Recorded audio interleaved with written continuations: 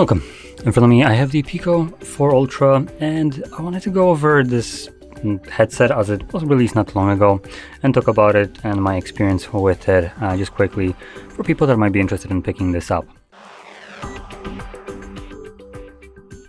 So anyway, the reason I'm doing this is because there's been some problems with it, at least that I've been having.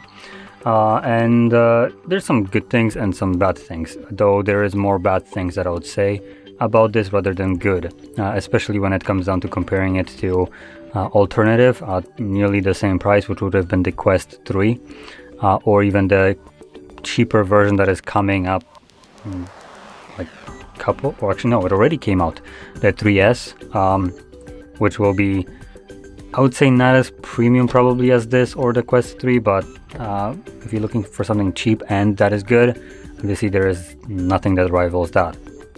This is more of a competition to Quest 3, and I will be talking about it as a comparison to it and my experience with it in that kind of aspect, as I've been using Quest 3 since it's been released, and I've been enjoying it pretty well. So first thing, number one, the lenses right here are literally the same that they've been before, and if you thought that they looked good before, then nothing has changed. But if you've been using, for instance, anything better like Quest 3 as an example, these are awful. At least to me, they're awful. The problem with it is sweet spots they're huge. Now, first I should probably mention that they do seem bigger, and the paper specs of like 104 and 110 degree compared to the Quest, which has like 96 and 104, these seem noticeably bigger. So I do want to clarify this because they are bigger, but I still prefer the smaller field of view of the Quest, as the sweet spot of them is very small. So I need to have this headset specifically positioned, which to me, at least with my gigantic nose, isn't necessarily the greatest, as it's kind of like digging in here a little bit, and that's how I have to have it positioned, so I can look at basically directly these two spots. Anything lower, higher, the image becomes noticeably blurry, and this is not a comfortable kind of experience to view something in VR, so it can only be one way, and if I shift it up or down, it just gets distorted and it doesn't look good. So that's the first drawdown. Quest, on the other hand side, however you put it on the headset, the lenses are just freaking amazing. They always seem to be sharp, no matter where they're positioned. So I do want to kind of compare it in that aspect. And they're both pancake lenses, so these pancake lenses are just noticeably worse to what Meta offers. Now, when it comes down to the improvement with the pass-through, that is actually better than what you have on, or at least I have on Quest. Quest has this weird thing where the image is kind of like warps when your hand moves in front of it and stuff like that. Nothing like that happening here. So that is already amazing. It's one of those weird like motion screwy things that happens on Quest. So I am very pleased to say that nothing like that is happening here, and the pass-through is pretty good. It's, at least to me, better than what it is on Quest. It's a higher quality, though it is suffering from the fact that the screens in here are not as high quality as they are on Quest as well. So not only are the lenses bad, their screens also are not as good. Like I mentioned before, they haven't changed, and that is if you've been using the Pico, for instance, 4, the original one, then you will feel right at home, as you will just see that everything runs better. But outside of that, in terms of quality, if you had anything better, you will see the noticeable difference in quality. The displays have went up in quality quite a lot since this has been released. This was at one point, I would say, one of the better looking headsets. Nowadays I put it on and I see noticeable screen door effect and resolution kind of being lowered. So the screen door effect is probably the worst thing here. It's not like super egregious, nothing like, for instance, if you would compare it to Rift S as an example, which is also another headset that I've used for extensive period of time. But if you've been using anything newer, you will see this as a bit of a step down. So that's one thing. And like I said, the pass-through is pretty good. It's better than what I would see on Quest, though it's being kind of held back by the resolution and screen door effect of the headset's screens itself. So it's again a trade-off right here. And I will say that in a way, if I would have to pick either one of those, I think I would actually prefer still this one, as it is a sharper image in general that looks better with less warping. That is strictly for pass-through purposes. And if you're looking for just straight like enjoyment and playing games without pass-through, then Quest will be obviously a better alternative there, as the displays and lenses are better.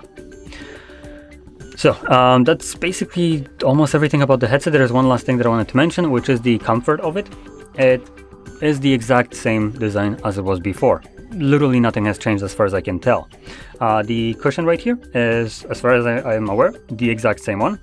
And for better or for worse, it does the job.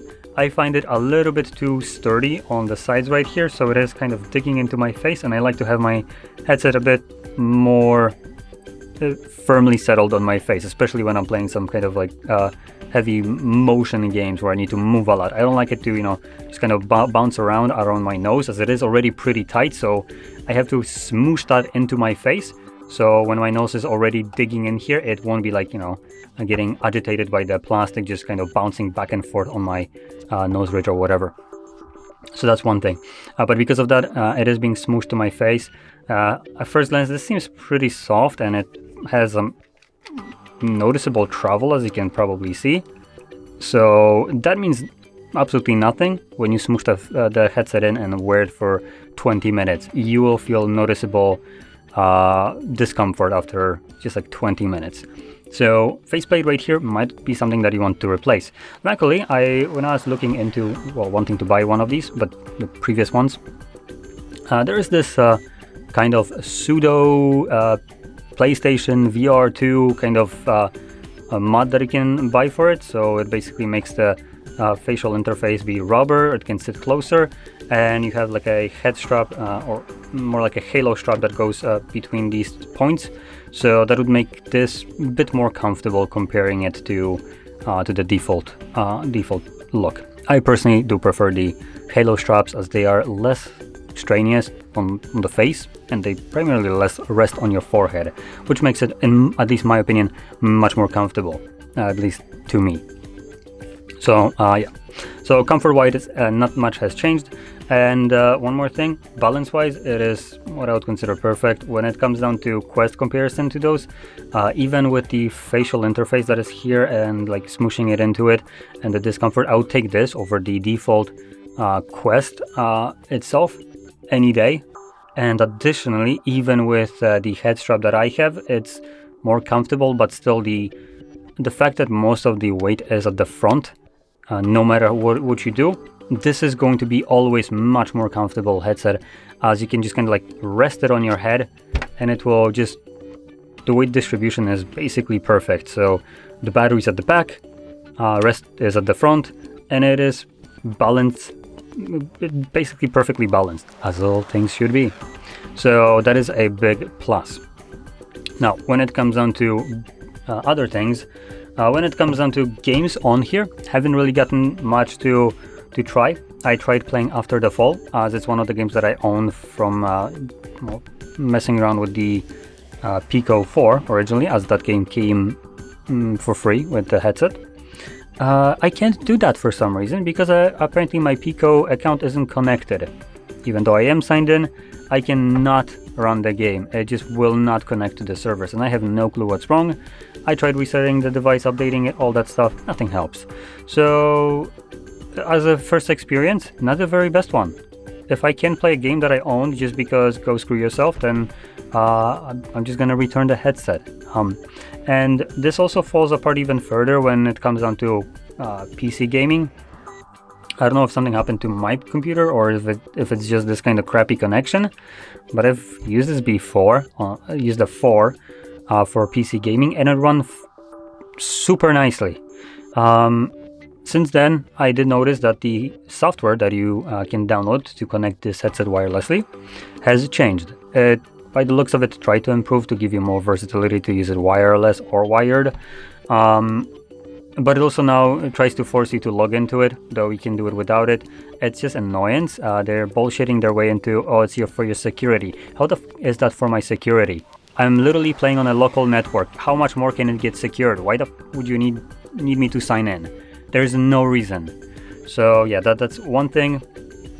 And once connected, the connection wasn't stable.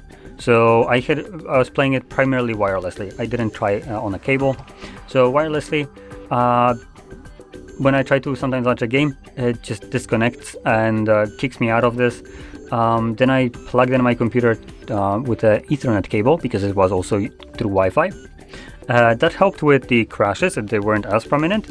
But while being able to, for instance, run on Quest, I was able to run the virtual desktop at like high settings with over 100 megabits per second speeds. It was running flawlessly. Here on the other hand side, I was using the default provided software. There is no control over it, so I assume it's probably not going to go to 100 megabits per second, as that is already pretty high. And the experience was, I would say, unusable. I tried Beat Saber as the only title that, at least the only title that I tried, and that experience was just an absolute horrendous thing that I have ever experienced when it comes down to PC VR or wireless one specifically. So the problems here were partially with the controllers. They seem to work just fine for the most part, at least when going through the after the full kind of like tutorial that doesn't require me to connect, they work fine. But playing Beat Sabers, there's a lot of rubber bending. Rubber bending, it just feels like you're swinging a wet noodle. So not very great. And on top of that, when you start holding the controllers at an angle kind of like this, typically, that's right now top. When swinging it, I kind of go to the side like this. The more to the side you go, the worse this gets. And basically what will happen is, if you imagine Beat Saber, and this being the saber that you hold number one, positioning wise, the saber itself, it starts off from somewhere here. So you're just holding it. If this would have been a saber, you're kind of holding it like this. So that's first thing, just kind of weird. Second, when swinging it this way works relatively fine, though it's laggy, slow, and rubber bendy still. When twisting it to the side, oh boy, you get a whole new world of shit. So two sides works fine. Up and down, the saber kind of goes like this. So it basically makes like this kind of weird shape. Instead of going straight up and down, like my hand is moving, it's going in this weird like motions. So it tries to make like a circle for no reason. My hand is moving up and down, and this is going like this. It's not how it's supposed to work, and it's not something that I have ever had a problem with Quest. So for PC VR, previously this was a pretty good, at least the fourth one when I tried it was working fantastically. At this point, I would not recommend this for PC VR as it's just bad. It's something that probably will get patched up with software, but chances are, if I'm thinking correctly, this might not be a software problem but hardware. So previously they were using with like other non-ringed version of these controllers. I think it was like Pico Neo had one of those. They were using magnetic sensors. So those weren't greatest from what I've heard. Never used it, so I can't really judge it. But something tells me that this is a combination of magnetic, ring, or like little LEDs, which I haven't seen, along with hand tracking. What I think they're also using is a gyroscope in here to kind of know the positioning. And I think the gyroscope is getting all effy when moving it to the side. It doesn't work like it's supposed to because the controller is sideways and I think the sensor is just getting all screwy because of that, and that's why the input that gets transferred is just kind of like a weird arc instead of being straight up and down. So I think this might be the case, though. Like I said, I am completely guessing. It is a problem. Not sure if that is the reason for it, but it is. One more thing, the controllers themselves feel a bit cheap. So the plastic right here, it just kind of feels crappy. The thumbsticks, very cheapish sounding. Buttons too. The buttons are, I would say, more fine. The controller itself is a little bit bigger, which is fine. I personally like it a bit more chunky, so it has more weight to it. And part of it is because the headset or the controllers themselves use double AA batteries. So you have 2 times more power going to them. And personally, I think this should probably last longer because of it. And it adds more weight to it, which makes the controllers much nicer to handle. But the rest of it, just the fact that they don't work as well as Quest, they feel a little bit cheapish, and the thumbsticks just have this kind of like, you can literally hear the spring in there. That doesn't sound even good. The triggers themselves, triggers are fine. Nothing too bad to say about this. Grip, on the other hand side, mushy. It has like a resistance, kind of slower on popping back up. It's nothing like super bad, but it just feels weird. It doesn't feel as good as, for instance, Quest. So yeah, the fact that it's mushy just kind of feels off. But I want to point out, the size of these controllers for me as an adult feels pretty good. So I can't complain about that one. I just like them to be just better, as again, Quest just kind of wins that department, even though they're a bit smaller, probably more towards like a child's hand design, or trying to be in between to accommodate for both. They are still much higher quality in terms of just finish. Would have been nice if they also had more weight like these ones do. Then obviously I would say that the Quest ones are just hands down generally better. Though thinking about it right now while saying it, for a heavier controller I could probably go for the Pro controllers, which are the ones that have cameras, and those will be heavier, and yeah, probably would basically give me the same weight as these ones, which I do like. But in general, like I said, there's a lot of missed kind of crappy designs right here. A lot of things that just don't work like they're supposed to, or aren't the generational leap that you would expect, if you can even call that a generational leap.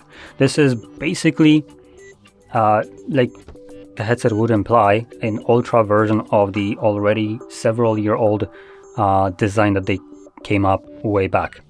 And the changes that they made is in controllers and the processor inside of the headset, and that's about it. There's not much difference there. Oh, and the pass-through. The pass-through is color and good. This is honestly one of the best things that they've done. The pass-through right here is the standout feature, and that's really the only thing that stands out right here out of like the Pico 4.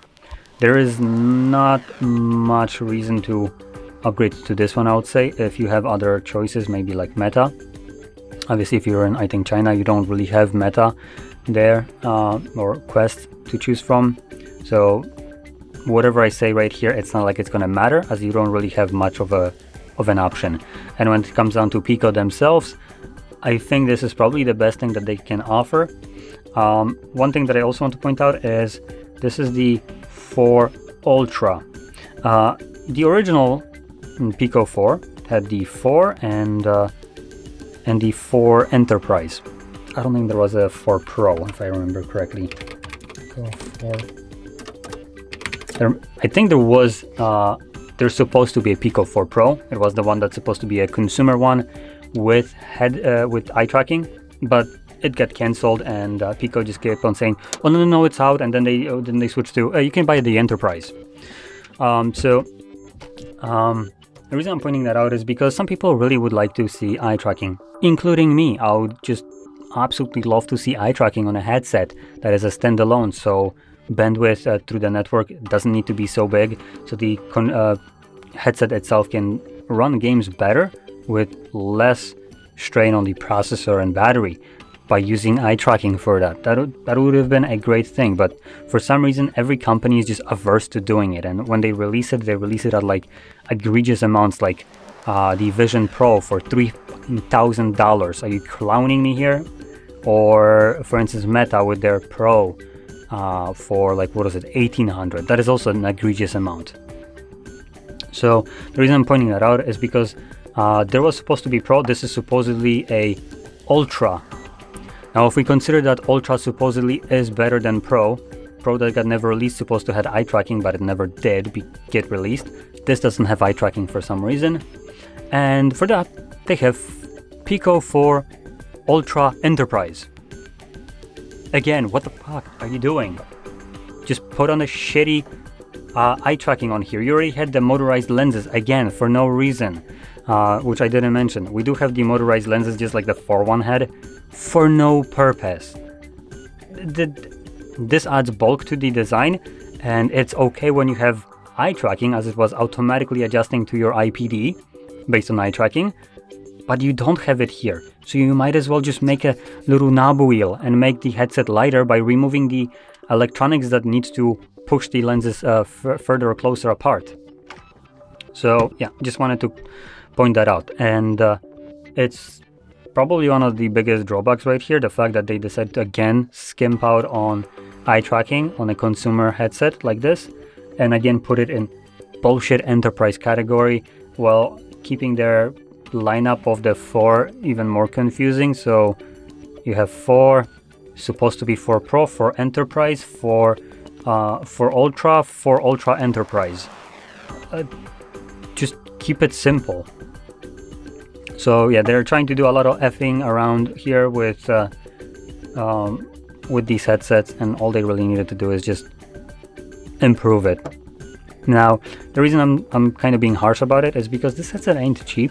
It's the similar price to what Quest is, and the only thing that it stands out in is, I guess, the comfort. Out of the box, this one obviously wins, and the pass-through, and that's about it. If you're planning to not use pass-through as often, obviously comfort is the only thing, and comfort you can change on the Quest by just adding a different head strap, and that will improve the comfort of the headset. Here you don't have the ability to change the head straps, they are just permanently mounted. And other than that, Quest is going to be better in every other aspect, unfortunately, and this just kind of becomes obsolete considering the Quest 3S is coming out, or came out already, and it's about like over $100 cheaper, while offering basically as good of an experience probably as this one. Hadn't gotten my hands on it, but the displays, if I remember correctly, are the same as they are on Quest 3, and the only thing that it does suffer is that it's using the garbage Fresnel lenses, unlike the Quest 3 and the Pico 4, which is using the pancake ones. So anyway, that's basically everything that I wanted to talk about. Hopefully that kind of gave you some perspective on the experience that you might get from this headset. And if you found this video useful, don't forget to smash like, subscribe, and thanks for watching.